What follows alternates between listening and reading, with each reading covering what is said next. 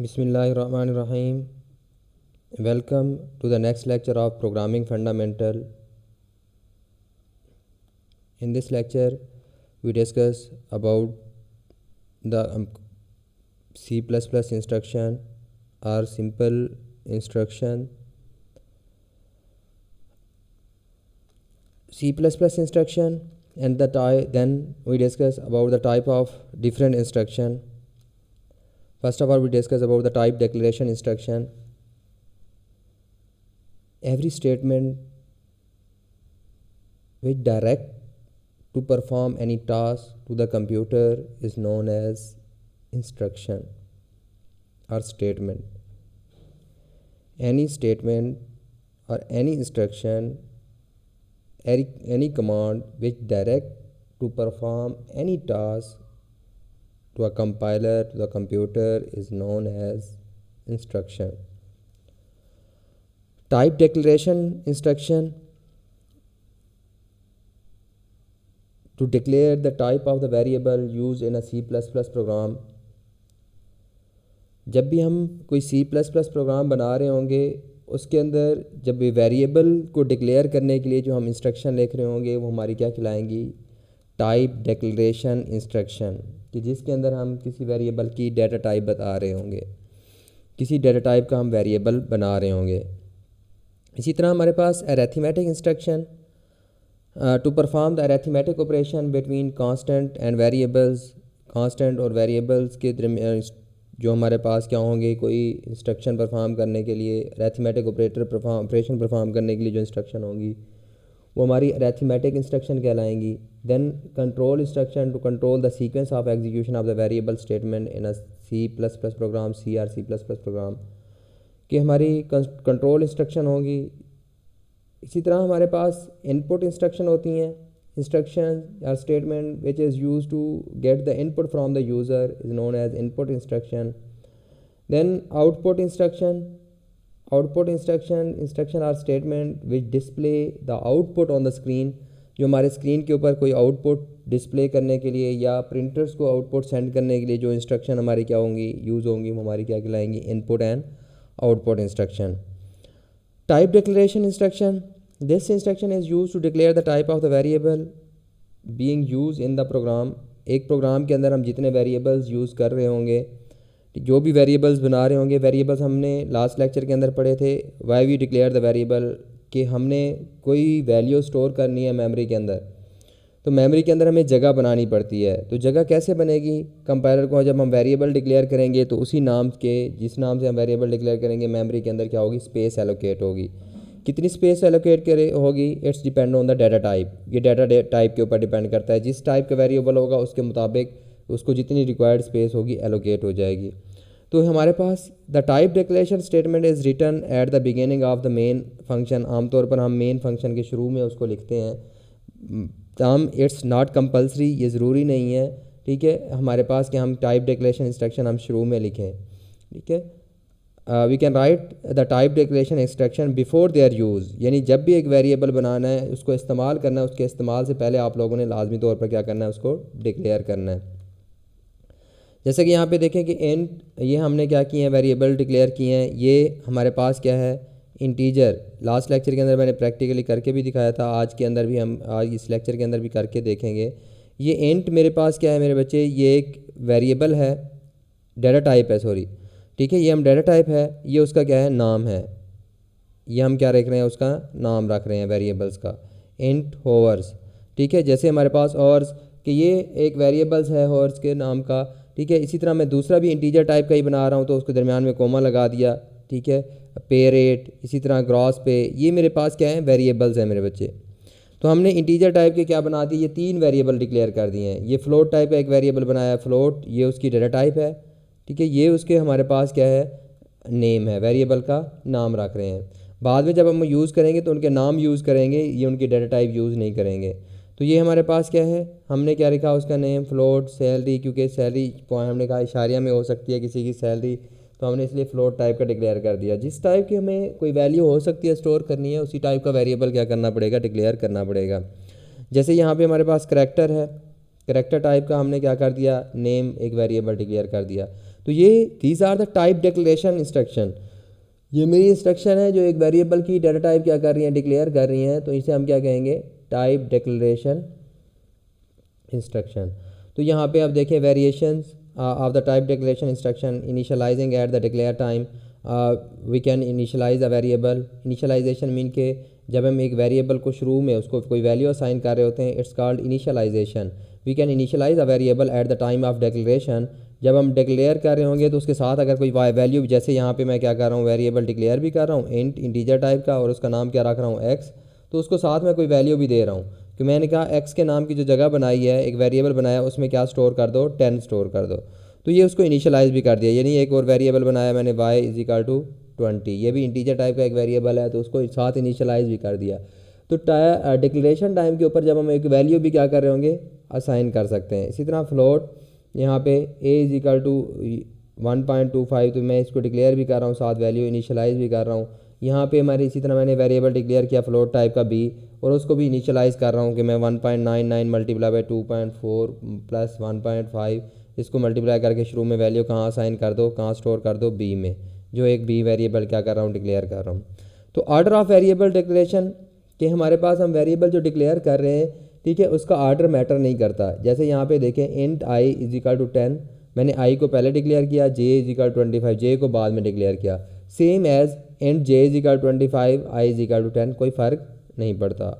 However ताम अगर हमने इस तरह करना है कि float a is equal to 1.5, यानी उसी को, जैसे यहाँ पे मैंने इसको i को पहले क्या किया, डिक्लेयर किया, अगर मैं उसको साथ अगले वेरिएबल में यूज़ कर रहा हूँ तब मुझे उसका ऑर्डर मैटर करेगा। जैसे यहाँ पे देखिए float a is equal to 1.25, तो यहाँ मैं कह रहा हूँ b is equal to a plus 3.1। अब इट्स मीन कि मैंने a को पहले डिक्लेयर करना है, क्योंकि मैं a को यूज़ कर रहा हूँ इसके अंदर, b के अंदर। ठीक हो गया, मेरी बात समझ आ गई कि यहाँ क्योंकि a इस b की इनिशियलाइजेशन में यूज़ हो रहा है, इसलिए मैंने a को पहले डिक्लेयर करना है। क्योंकि जो भी वेरिएबल हमने क्या करना है, कहीं आगे यूज़ करना है, उसको पहले डिक्लेयर, उससे इस्तेमाल से पहले डिक्लेयर करना पड़ेगा। क्योंकि अगर मैं इसको इस तरह लिख लेता हूँ कि float b is equal to a plus 3.1, फिर मैं कहता हूँ a इज इक्वल टू 1.5, तो एरर दे देगा। क्यों? क्योंकि पहले तो ये काम होना है, b is equal to a plus 3.1। तो ये मैं जब ये कह रहा हूँ a की वैल्यू में 3.1 ऐड करो और किसको दे दो, b को, तो अभी तक a तो डिक्लेयर ही नहीं है, a की कोई वैल्यू ही नहीं है, तो एरर दे देगा। क्योंकि अब मेरे पास पहले मैं a को डिक्लेयर करूँगा तो उसको इस्तेमाल करूँगा ना, ठीक है, तब क्योंकि पहले ये स्टेटमेंट ये सीक्वेंस में चलता है, पहले ये काम करेगा फिर इसके ऊपर आएगा, यानी a की वैल्यू जगह बनाएगा, पहले b के नाम की जगह बनाएगा और उसको वैल्यू देगा और फिर a के नाम की। तो इसलिए हमें क्या करना है, इन चीज़ों का ख्याल रखना है कि variable must be declared before their use, declared or initialize, कि हम उनको डिक्लेयर भी करें, इनिशियलाइज करें उसके इस्तेमाल से पहले। अब यहाँ पे देखें the following statement would work, कि हमारे पास ये स्टेटमेंट क्या कर सकती हैं, वर्क करेंगी, int a b c d, जैसे यहाँ पे हमारे पास है, इसे हम कंपाउंड असाइनमेंट स्टेटमेंट कहते हैं। कि इंट ये वेरिएबल मैंने क्या कर दिया, डिक्लेयर कर दिए, फिर मैं कहता हूँ a is equal to b is equal to c is equal to 10, तो ये ठीक है कि a b c को सबको, a को भी 10 दे देगा, b में भी 10 स्टोर कर देगा, c में भी 10 स्टोर कर देगा, इसे हम कहते हैं कंपाउंड असाइनमेंट स्टेटमेंट।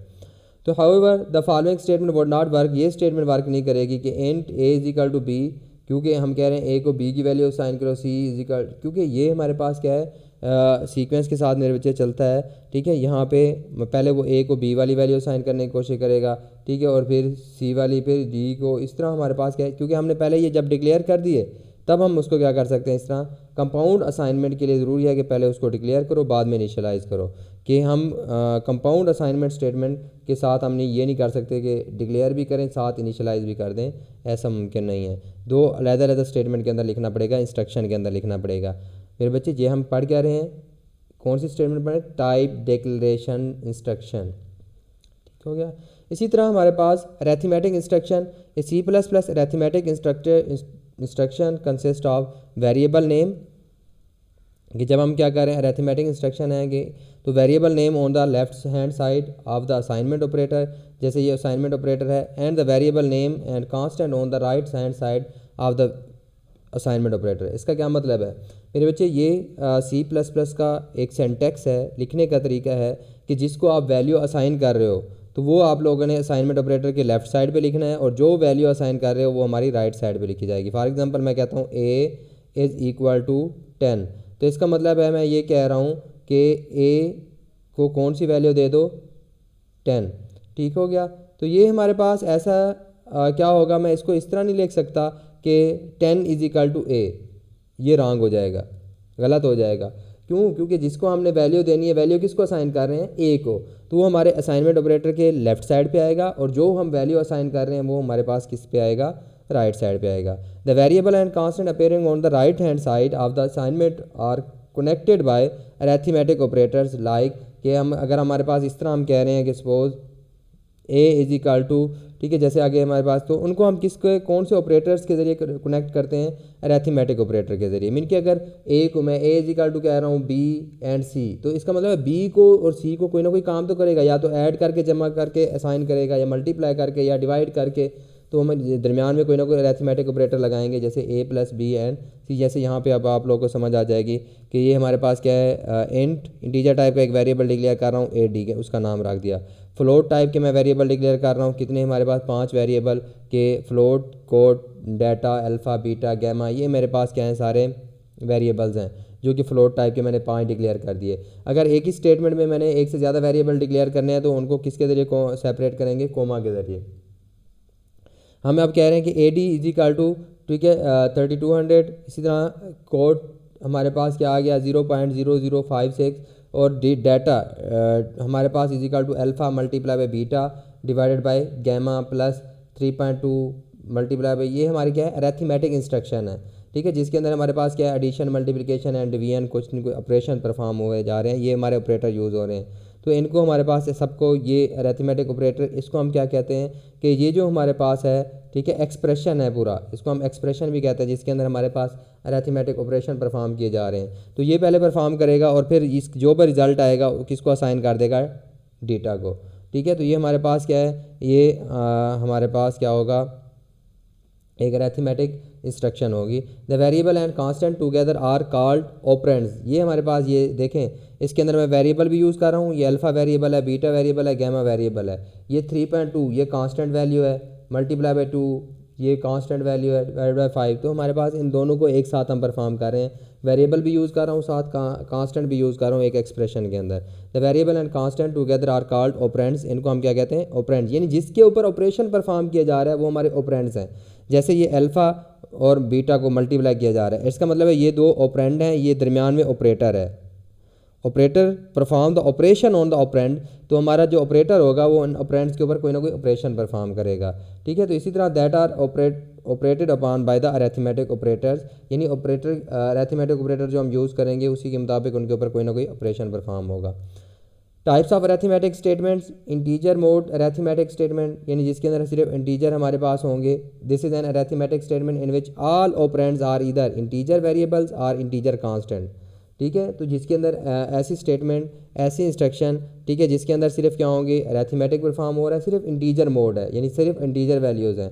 तो जैसे इंट आई किंग, ठीक है, आई से ये हमारे पास वेरिएबल्स हमने डिक्लेयर कर दिए इंटीजर टाइप के, या जैसे हमने कह दिया I is equal to I plus 1, ये आई इंटीजर टाइप का है, ये 1 भी इंटीजर है, इसमें इशारिया नहीं है, किंग इज इक्वल टू, ये सारे इंटीजर्स हैं। तो ये हमारे पास क्या है, इंटीजर मोड अरिथमेटिक इंस्ट्रक्शन है। इसी तरह रियल मोड, जिसके अंदर हमारे पास पॉइंट वाली भी आ जाएंगी, डेसिमल वैल्यूज़ भी आ जाएंगी। This is arithmetic statement in which all the operands are either real constant और रियल वेरिएबल्स। जैसे यहाँ पे देखें एग्जांपल, फ्लोट एक्स वाई ऐसा, ये हमारे पास फ्लोट टाइप के हैं सारे, जिसके अंदर सारे क्या हो रहे होंगे, इशारिया वाले यूज़ हो रहे होंगे सारे हमारे पास, जिसके अंदर फ्लोटिंग पॉइंट वैल्यूज़ होंगी, तो हमारे पास रियल मोड अरिथमेटिक स्टेटमेंट कहलाएगी।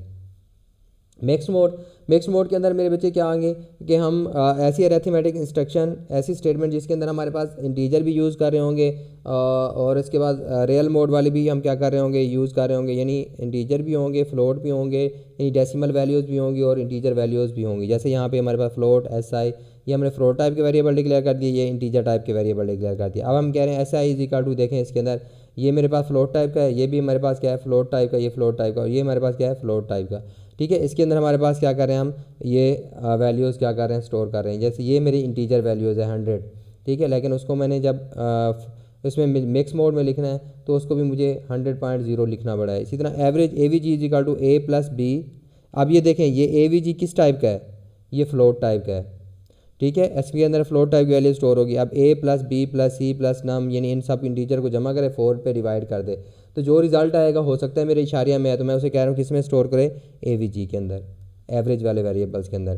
तो यहाँ पे हमारे पास arithmetic instruction C++ allow only one variable on left hand side, ठीक है, और दैट इज़ जैसे हमारे पास z is equal to k multiply by legal, whereas k multiply I is equal to G, ये इलीगल है, ठीक है। लेफ्ट हैंड साइड पे यानी जिसको हम वैल्यू असाइन कर रहे हैं वो एक वेरिएबल आएगा, दो नहीं आ सकते, ये हमारे पास क्या है, इलीगल है, ठीक है। इसी तरह हमारे पास modular operators, this operator return the reminder on the dividing one integer with another. Modular हमारे पास जिसे हम मॉडुलस भी कहते हैं, मॉडुलर ऑपरेटर हमें क्या रिटर्न कराता है, रिमाइंडर रिटर्न कराता है। जैसे यहाँ पे देखें एक्सप्रेशन 10 मॉडुलस 2, ठीक है, मॉडुलर ऑपरेटर, ये 10 डिवाइडेड बाई 2 ये डिवाइडेड का निशान है, यील्ड 5, तो इसका आंसर क्या आएगा, 5 आएगा। जैसे यहाँ पे अगर मैं यहाँ डिवीजन कर देता हूँ, इसकी अंदर क्या लिख देता हूँ 10, उसको डिवाइड कर रहा हूँ किसके ऊपर, 2 के ऊपर, तो ये हमारे पास 10 टू द 10 5 वाला जाए 5 टाइम जाएगा उसके ऊपर 10 के ऊपर, तो नीचे मेरे पास क्या है, रिमाइंडर कुछ नहीं बचेगा। तो ये मेरे पास क्या है, इसका जवाब क्या आएगा, यहाँ 0, तो इसका जो जवाब है ये वाला एक्सप्रेशन, इसका क्या आएगा, 5 आएगा। अगर मैं मॉडुलस ऑपरेटर ये वाला ऑपरेटर यूज़ करता हूँ, ये डिवीजन नहीं है, ये मॉडुलस ऑपरेटर है, अब 10 मॉडुलस 2, तो इसका जवाब क्या आएगा, 0, क्योंकि ये रिमाइंडर नीचे क्या बचा है, बाकी यहाँ पे देखें ना, ये हमारे पास क्या बचा था, 0, तो ये नीचे बाकी कुछ नहीं बचा, तो ये हमारे पास क्या है, ये वाला जो ऑपरेटर है, ठीक है, ये मॉडुलस ऑपरेटर, ये हमें क्या रिटर्न कराता है, रिमाइंडर रिटर्न कराता है बाकी। जैसे यहाँ पे 10 डिवाइडेड बाई 3, यानी अगर इसको यहाँ पे 3 पे डिवाइड कर देते हैं तो 3 वाला 10 पे 3 टाइम, तो यहाँ 9, तो ऊपर क्या जवाब आएगा, उसका 3 जवाब आएगा, ठीक है। वेयर एज 10 मॉडुलस 3, यानी अगर हम 10 को 3 पे डिवाइड करते हैं बाकी नीचे क्या बचता है, 1, तो इसका जवाब क्या आएगा, 1, ठीक है। An arithmetic instruction is often use for storing the character constant in character variable. जैसे हमारे पास करेक्टर वेरिएबल हम डिक्लेयर कर सकते हैं, जैसे 4 A एंड B, तो इसके अंदर मैं A इज इक्वल टू कह रहा हूँ F और B इज इक्वल टू कह रहा हूँ G। तो जो जब भी हमारे पास आपने कोई करेक्टर लिखना है, इसको सिंगल कोटेशन के अंदर लिखना है, असाइन करना है। Arithmetic operations can be perform on int float and का चार्ज। हमारे अरिथमेटिक ऑपरेटर जो ऑपरेशन हैं वो इनके ऊपर परफॉर्म किए जा सकते हैं, करेक्टर्स के ऊपर, इंटीजर के ऊपर, एंड जैसे हमारे पास कह रहा हूँ x is equal to a, y is equal to b, z is equal to x plus y. तो ये अब क्या करेगा, अब x में क्या है, a है, और y में क्या है, b है। जब उनके ऊपर हम अरिथमेटिक ऑपरेशन प्लस कह रहे हैं, हम इनको कह रहे हैं प्लस करो, तो क्या रिजल्ट आना चाहिए, x और y को, तो x और a और b की मेरे बच्चे क्या होंगी, वैल्यूज़ होती हैं। जैसे ये स्मॉल a है, तो स्मॉल a की हमारे पास स्मॉल a बराबर होता है, ठीक है, किसके, 97 के।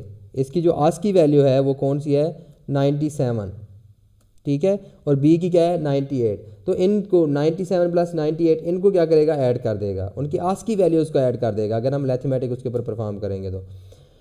अच्छा, इसके बाद ये मेरे बच्चे छोटे छोटे कंसेप्ट हैं, आप लोगों ने अपने माइंड में रखने हैं ताकि आप लोगों ने जब भी कोडिंग करनी है तो आप लोगों को ये चीज़ें समझ आए। No operator is assume to be present, it must be written explicitly. यानी C++ के अंदर ऐसा नहीं है कि जैसे आप लोगों को पता है कि कोई मैथमेटिक्स कर रहे होते हो, मैं इस तरह लिख देता हूँ x y, एक साथ लिख देते हैं, इसका मतलब क्या है, हमें लगता है कि हम x और y को क्या करना है, मल्टीप्लाई करना है, या इस तरह लिख देते हैं C.D.B, तो हमें ये पता है कि इनको मल्टीप्लाई करना है। तो मेरे बच्चे प्रोग्रामिंग में ऐसा नहीं होगा, एरर दे देगा, ठीक है। तो हमें हर हाल में ऑपरेटर्स यूज़ करने हैं। तो ये हमारे पास क्या है, लीगल है कि आप लोगों ने प्रोग्रामिंग C++ कर रहे हो तो कोई ऑपरेटर अज्यूम नहीं होगा, यानी खुद ब खुद नहीं ऐड कर देगा, आप लोगों ने एक्सप्लिसिटली यानी खुद से ऐड करना है। यानी इस तरह लिखना है C*D, यानी C multiply by D B multiply by, तो ये मल्टीप्लाई हो रहे हैं, तो इसका मतलब है आपने सारे ऑपरेटर लगाने हैं। ये वाले जो है ना, इस तरह का ये एक्सेप्टेबल नहीं होगा, कोई ऑपरेटर खुद से अज्यूम नहीं होगा इसमें। तो इसी तरह हमारे पास अगर आप इंटीजर एंड फ्लोट कन्वर्जन कि इंटीजर टाइप का फ्लोट में कैसे कन्वर्ट होगा, और हमारे पास टाइप कन्वर्जन होती है मेरे बच्चे, ये याद रखिएगा। टाइप कन्वर्जन का मतलब होता है दो तरह की, एक तरह की डाटा टाइप की वैल्यू जो दूसरी तरह की डाटा टाइप में क्या हो जाती है, तब्दील हो जाती है। वो कैसे होती है, दो तरह की होती है, एक होती है इम्प्लीसिट, एक होती है एक्सप्लीसिट। इम्प्लीसिट का मतलब है implicit type conversion is perform by compiler itself, compiler खुद ब खुद कर देता है, ठीक है। लेकिन एक्सप्लिसिटली हम खुद देखते हैं, वो हम आगे जाके देखेंगे कि कैसे हम करते हैं।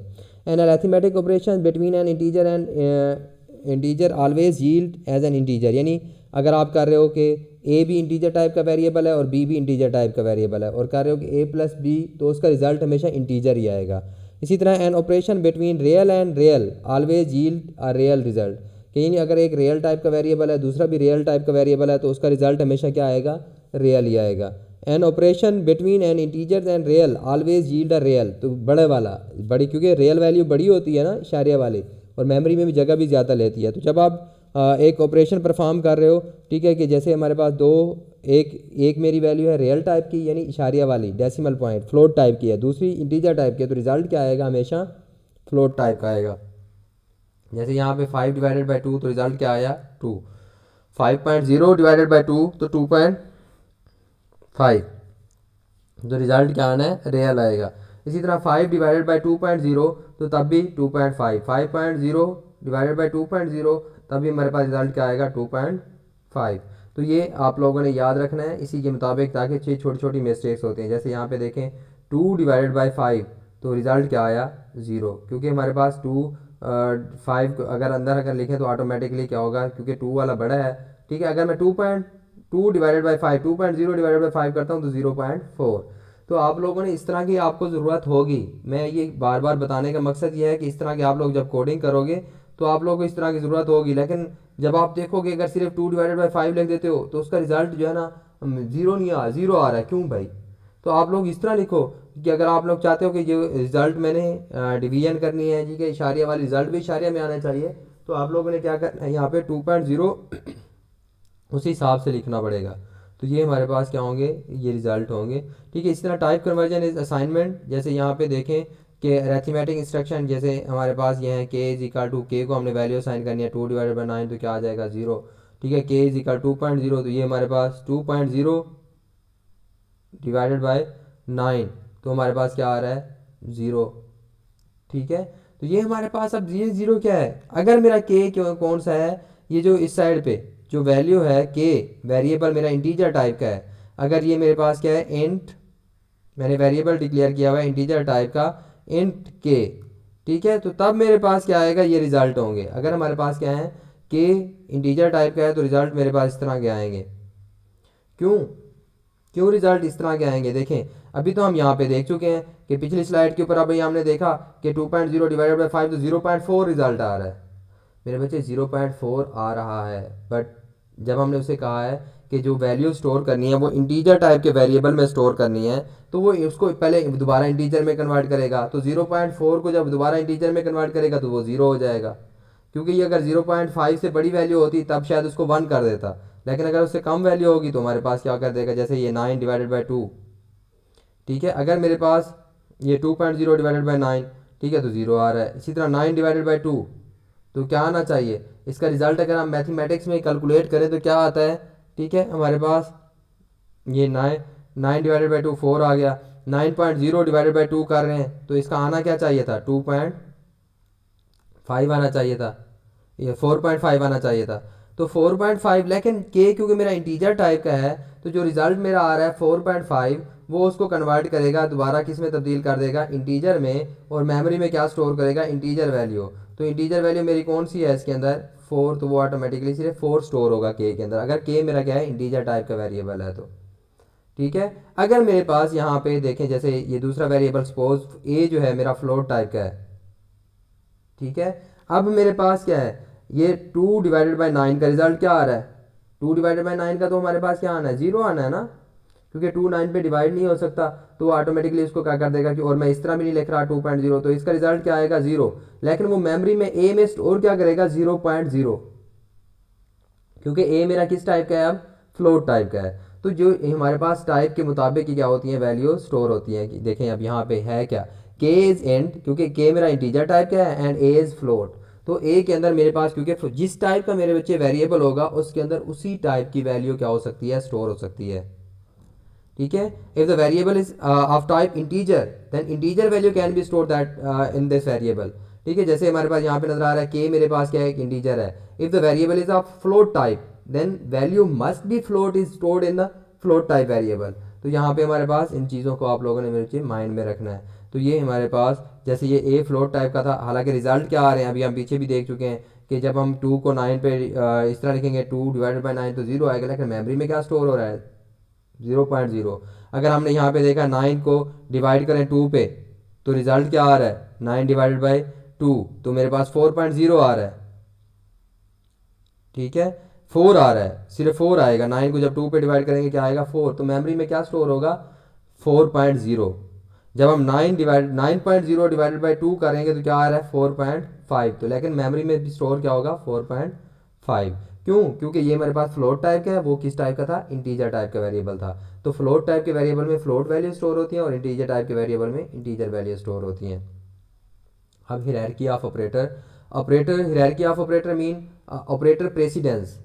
Operator precedence mean which operator is perform first and then so on, mean के order of evaluation of operator, कि हमने ऑपरेटर्स को कैसे इवेल्युएट किया जाता है, कौन सा ऑपरेटर पहले परफॉर्म होगा, कौन सा बाद में होगा। तो यहाँ हमारे पास इसकी प्रायोरिटी हम देख लेते हैं कि फर्स्ट प्रायोरिटी किसकी होती है। यानी अभी अरिथमेटिक ऑपरेटर्स की बात कर रहे हैं, पहले मल्टीप्लाई और डिवाइड या मॉडुलस, ये तीनों की सेम प्रायोरिटी होती है।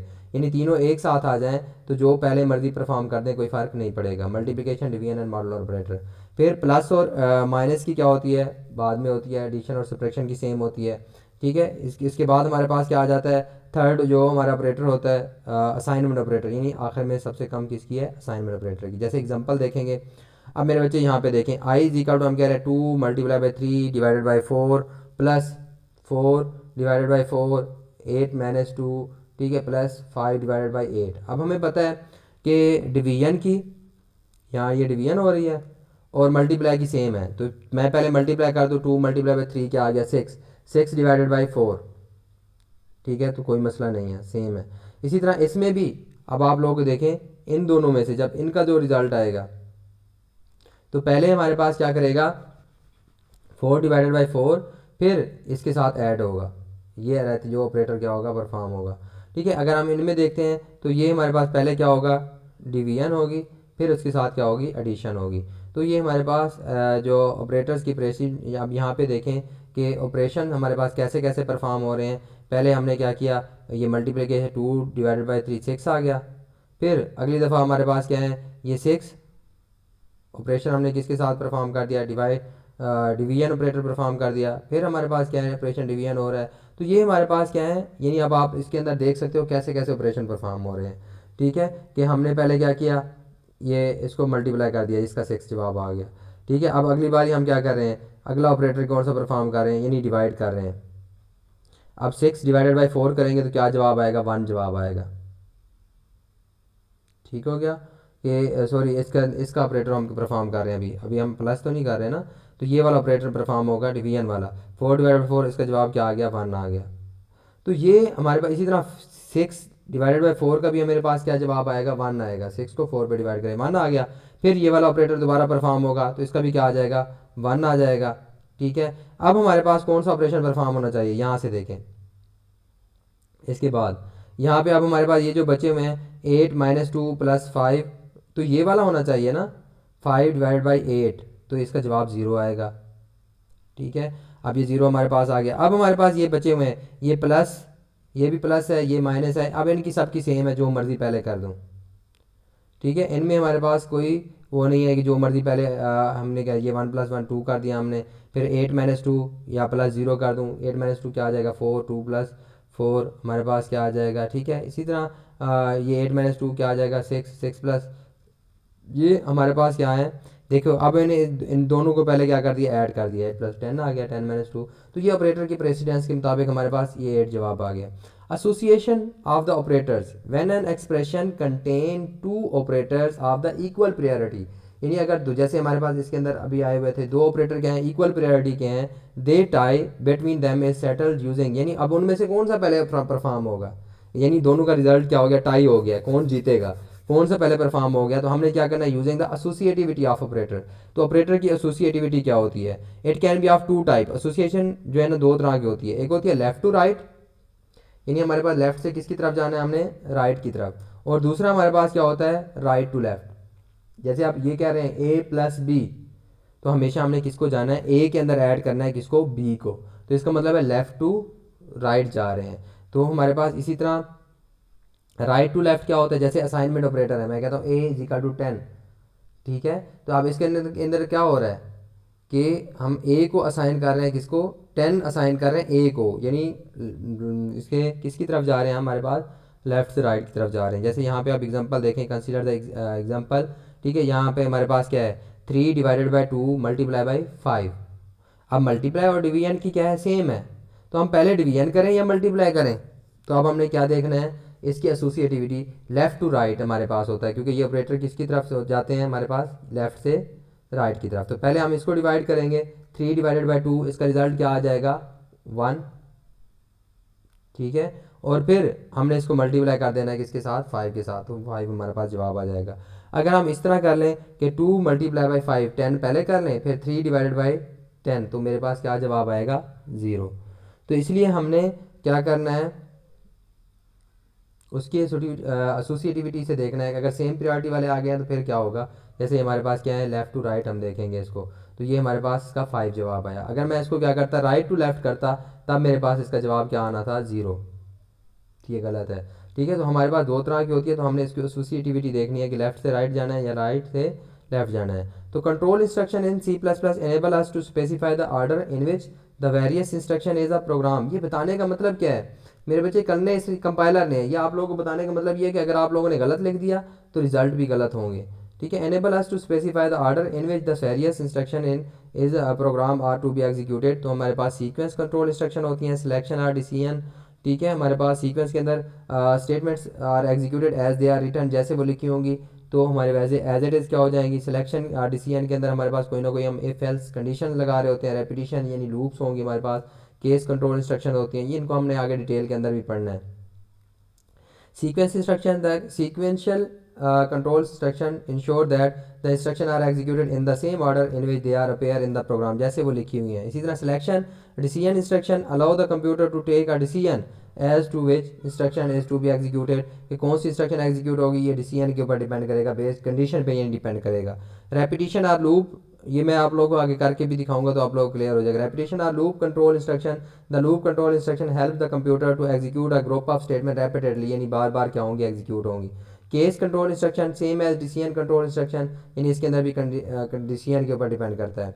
विच आर इनवैलिड वेरिएबल्स, अब ये हमारे पास एक किस्म का टेस्ट है कि आप लोग इनमें से ये वेरिएबल हमारे पास क्या है, क्योंकि हमने पढ़ा है कि वेरिएबल नेम जो अल्फ़ाबेट से स्टार्ट होगा वो कैपिटल भी हो सकते हैं और सारे रूल्स के मुताबिक है, तो ये मेरे पास क्या है, ठीक है। ये भी अंडरस्कोर से स्टार्ट हो सकता है, तो इसका मतलब है ये भी क्या है, करेक्ट है।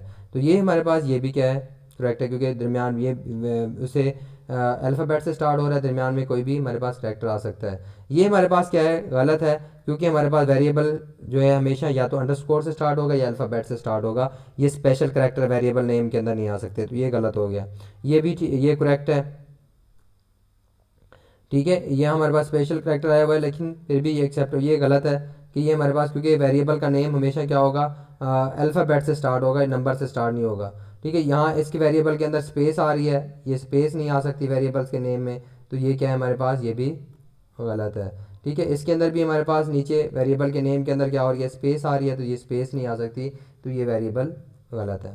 तो पॉइंट आउट द एरर्स, इसके अंदर आप लोगों ने क्या बताने हैं, एरर्स देखने हैं कि हमारे पास इसके अंदर एरर्स क्या हैं। जैसे यहाँ पे देखें इंट, ये मेरा इंटीजर टाइप का वेरिएबल है और उसके अंदर फ्लोट टाइप की वैल्यू स्टोर कर रहे हैं, तो ये गलत है।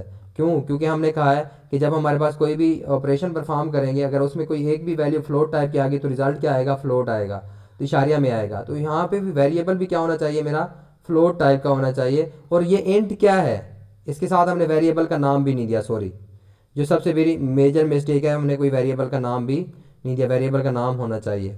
इसी तरह यहाँ हमने डाटा टाइप नहीं दी, वेरिएबल डिक्लेयर कर दिया नेम, उसका नेम दे दिया लेकिन डाटा टाइप नहीं दी। जैसे यहाँ पे इंट क्या दे दिया हमने, वेरिएबल की डाटा टाइप दे दी, वेरिएबल का नाम नहीं दिया। यहाँ हमने वेरिएबल का नाम दे दिया, डाटा टाइप नहीं दी। यहाँ हमने वेरिएबल का डाटा टाइप दे दी और यहाँ पे हमने क्या नहीं दिया, उसका वेरिएबल का नाम नहीं दिया। ये हमारे पास क्या है, ये 3.1 से ज़्यादा वेरिएबल आ रहे हैं हमारे लेफ्ट साइड पे, ये भी पॉसिबल नहीं है, ये भी गलत है।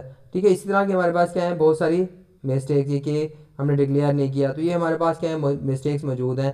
The three primary constant and variable types in C plus plus, ठीक है, हर इंटीजर, हमारी जो प्राइमरी डेटा टाइप्स हैं, इंटीजर, फ्लोट एंड करैक्टर। इसी तरह हमारे पास एक और चौथी डेटा टाइप होती है जिसे हम क्या कहते हैं, स्ट्रिंग। ठीक है, जो यहाँ पे मिसिंग थी, क्योंकि हमारे पास अब काफ़ी सारे कंपाइलर हमें स्ट्रिंग को भी क्या करते हैं, सपोर्ट करते हैं। जो हमारी स्ट्रिंग टाइप के वेरिएबल्स हैं वो भी हम आगे जाके, जब मैं आप लोगों को प्रोग्रामिंग प्रैक्टिस आज भी कराऊंगा और आगे हम देखेंगे। वेरिएबल नेम कैन बी हम मैक्सिमम 31 करैक्टर, एक वेरिएबल का नाम 31 करैक्टर का हो सकता है। Do not use a keyword as a variable name and expression में contain any sequence of the constant variables and operators having equal precedence are evaluated using the associativity. Input output in C++ can be achieved using the cout and cn। तो वो भी हमने इसकी practice भी मैंने अभी आप लोगों को करके दिखानी है कि ये cout और cn के साथ हमारे पास क्या होगा, कैसे ये परफॉर्म होंगी, वो हमने सारी चीज़ें क्या करनी है, करके देखनी है। तो मैं भी आप लोगों को इनके प्रोग्राम एग्जीक्यूट करके दिखा देता हूँ, तो आप लोगों को क्या हो जाएगा, इसका क्लियर हो जाएगा कि हमारे ये प्रोग्राम्स कैसे कैसे एग्जीक्यूट होते हैं, वेरिएबल्स हमने कैसे डिक्लेयर करने हैं, और वेरिएबल्स की जो हमारे एक्सप्रेशन है, हमने कहा था मेरे बच्चे, मैं फिर आप लोगों को ये हर लेक्चर के अंदर बताता जा रहा हूँ। जैसे कि प्रीवियस लेक्चर के अंदर भी मैंने ये आप लोगों को एग्जीक्यूट करके दिखाए थे, ये प्रोग्राम हमने किए थे कि सबसे पहले हमने क्या लिखना होता है, प्री प्रोसेसर डायरेक्टिव्स अपने देने हैं, और प्री प्रोसेसर डायरेक्टिव्स के बाद आप लोगों ने क्या लिखना है, हमारा यहाँ पे ये यूजिंग नेम स्पेस एसटीडी आ गया। उसके बाद आप लोगों ने यहाँ एंड मेन और इन किसके अंदर यहाँ पे वेरिएबल डिक्लेयर करने हैं।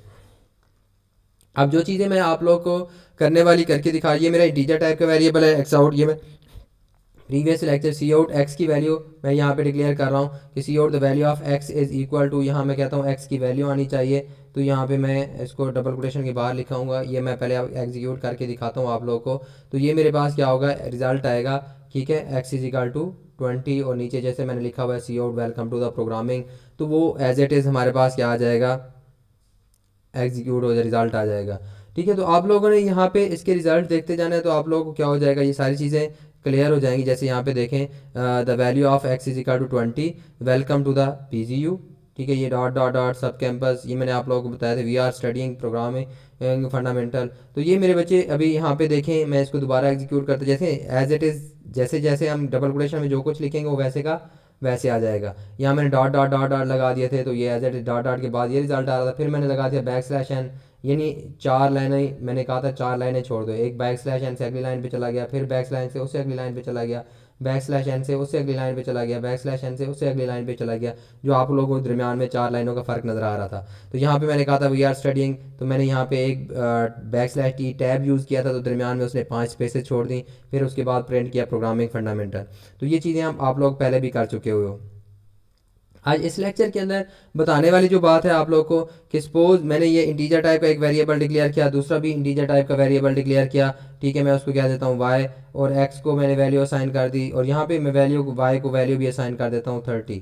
ठीक है, इसी तरह मैंने x को भी असाइन कर दी, मैंने यहाँ पे एक ये कह दिया कि suppose x is equal to, x के अंदर आप क्या स्टोर कर दो, x प्लस वाई, तो x के अंदर यानी दोनों की x और y वाली वैल्यू ऐड करो और दोबारा किस में स्टोर कर दो, x में स्टोर कर दो। अब मैं जब यहाँ पे देखें, x को मैंने 20 दिया और y को क्या दिया, 30 दिया, यहाँ मैं कह रहा हूँ x is equal to x plus y, it's mean x और y की दोनों की वैल्यू ऐड करो और किस में स्टोर कर दो, x में। अब मैं यहाँ पे C out value of x is equal to X की वैल्यू डिस्प्ले करा रहा हूँ, तो कौन सी आनी चाहिए, ये 20 आना चाहिए, या ये x के अंदर 20 था और y के अंदर 30, 20 प्लस 30 50 आना चाहिए। तो मेरे बच्चे रिजल्ट क्या आएगा, 50 आएगा, क्योंकि ये एक वेरिएबल है, x में पहले 20 था, तो पहले मैंने कहा कि उसके अंदर x की वैल्यू ऐड करो 20 प्लस y की वैल्यू ऐड करो 30, दोनों को ऐड करके x में स्टोर कर दो, तो अब x की वैल्यू रिप्लेस हो जाएगी, x में 50 स्टोर हो जाएगा, तो इसलिए मेरा रिजल्ट भी क्या आएगा, 50 आएगा। ठीक है, तो इसी तरह हमारे पास अगर मैं यहाँ पे क्या करता हूँ कि जैसे ये मैंने इंटीजर टाइप के वेरिएबल डिक्लेयर किए, मैं y एक किस टाइप का वेरिएबल डिक्लेयर कर देता हूँ, फ्लोट टाइप का। ठीक है, y मेरे पास किस टाइप का है, फ्लोट टाइप का है, मैं यहाँ पे डिक्लेयर कर देता हूँ फ्लोट y, और इसको मैं वैल्यू भी दे देता हूँ y इज इक्वल टू 30.5। ठीक हो गया, अब मेरा y इज इक्वल टू 30.5। अब मैं यहाँ पे कह रहा हूँ x को 20 वैल्यू दे दी, x is equal to x plus y, यानी x के अंदर 20 है और y के अंदर मेरे पास क्या है 30.5, यानी यहाँ पे ऐड क्या करेगा 20 प्लस 30.5, तो इसका मतलब है 50.5 जवाब आना चाहिए। और मैं ये इसको कह रहा हूँ स्टोर कर दो किसके अंदर, x के अंदर, ठीक है। और x किस टाइप का है मेरे बच्चे, इंटीजर टाइप का। तो क्या जवाब आना चाहिए, अभी अपने माइंड में देखें कि 50.5 आना चाहिए या सिर्फ 50 आना चाहिए। मैंने पहले आप लोगों को बता चुका हूं कि जिस टाइप का वेरिएबल होगा उसके अंदर उसी टाइप की वैल्यू स्टोर होगी। अब क्योंकि x मेरे पास इंटीजर टाइप का है तो इसमें स्टोर भी इंटीजर टाइप की होगी।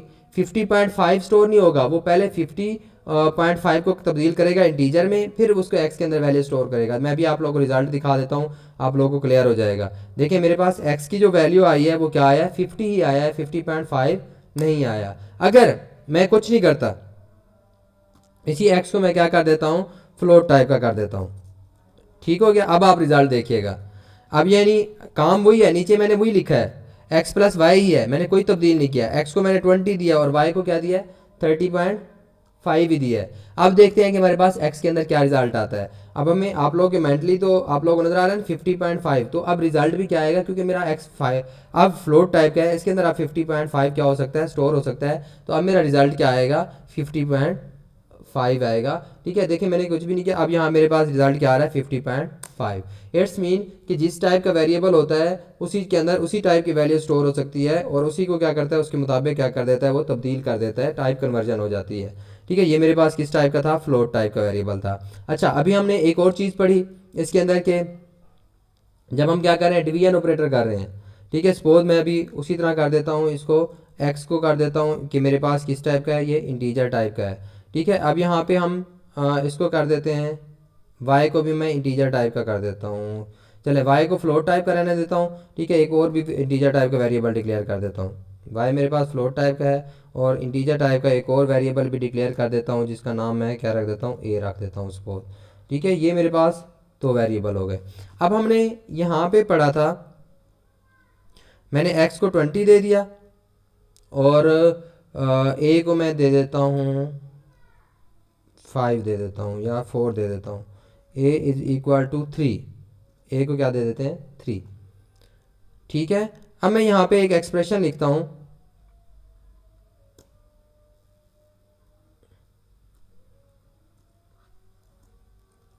y इज इक्वल टू, ठीक है, y is equal to x, x को मैं क्या कर देता हूँ, डिवाइड कर देता हूँ किसके साथ, x डिवाइडेड बाय, ठीक है, किसके साथ अगर डिवाइड करते हैं मैं a के साथ, x डिवाइडेड बाय a। अब आप लोगों ने देखें क्या रिजल्ट आना चाहिए, यानी x डिवाइडेड बाय a। तो हमें पता है कि x के अंदर क्या है 20 और a के अंदर क्या है 3, तो 3 को जब 6 जवाब आना चाहिए। तो यहाँ मैं सी आउट क्या कराता हूँ, y की वैल्यू डिस्प्ले करा देता हूँ कि सपोज यहाँ पे कह देता हूँ कि मुझे y की वैल्यू डिस्प्ले करे, तो यहाँ पे मैं y लिख देता हूँ, y is equal to y, क्योंकि रिजल्ट मैं y में स्टोर करा रहा हूँ ना। तो मैं कहता हूँ तो अब मेरे पास क्या जवाब आता है, देखिए क्या जवाब आया 6, ठीक है। अब मेरे पास हालांकि y मेरे पास किस टाइप का है, इंटीजर टाइप का है, ठीक है, किस टाइप का है, इंटीजर टाइप का है। अब मैं यहाँ पे कह देता हूँ कि y is equal to 20.0 divided by a। अब हम काम वही कर रहे हैं, 20.0 डिवाइडेड बाई a। अब मेरा क्या जवाब आना चाहिए, अब मेरा इशारिया में जवाब आएगा, काम वही था, पहले भी 20 को 3 पे डिवाइड कर रहा था, a में क्या है 3 है, अब भी 20 को हम 3 पे डिवाइड कर रहे हैं। तो मेरा रिजल्ट देखते हैं कि हमारे पास क्या आता है। अब देखिए 6.666 सो ऑन। तो ये जितनी भी चीज़ें हमने पढ़ी हैं मेरे बच्चे, तो ये सारे आप लोगों ने इनकी चीज़ों की इसी तरह कोडिंग करनी है, इनकी प्रैक्टिस करनी है, इन वेरिएबल्स को डिक्लेयर करना है, और उनके ऊपर क्या करनी है, आप लोगों ने उनकी एडिशन सब्ट्रैक्शन परफॉर्म करनी है, ठीक है। और करैक्टर्स के टाइप का वेरिएबल भी डिक्लेयर करना है, और उसमें भी क्या करना है, कोई ना कोई वैल्यू स्टोर करा के डिस्प्ले करनी है। सी आउट सी इन की प्रैक्टिस करनी है कि देखिए मैं वेरिएबल की वैल्यू पे कैसे डिस्प्ले करा रहा हूँ। और इसके अलावा अगर मैंने क्या करनी है, एज इट इज़ कोई मैसेज डिस्प्ले कराना है तो मेरा मैसेज कैसे डिस्प्ले होगा। तो हमारे पास इसी तरह इनपुट आउटपुट स्टेटमेंट मैं अभी नेक्स्ट लेक्चर के अंदर आप लोगों को बताऊंगा, क्योंकि हमारे पास काफ़ी सारे लेक्चर का मेरे ख्याल में लेंथी हो गया और नमाज का टाइम भी हो चुका हुआ है। तो इसलिए मैं अभी इसी लेक्चर को यहाँ पे ही वाइंड अप कर रहा हूँ। Wish you best of luck for your upcoming lecture. तो अपना फीडबैक देना मत भूलिएगा, कमेंट कीजिएगा, लाइक कीजिएगा, और अगर आप लोगों को लगता है कि किसी का फ़ायदा हो सकता है तो ज़रूर शेयर भी कीजिएगा। जीतते रहें, खुश रहें। अल्लाह हाफिज़।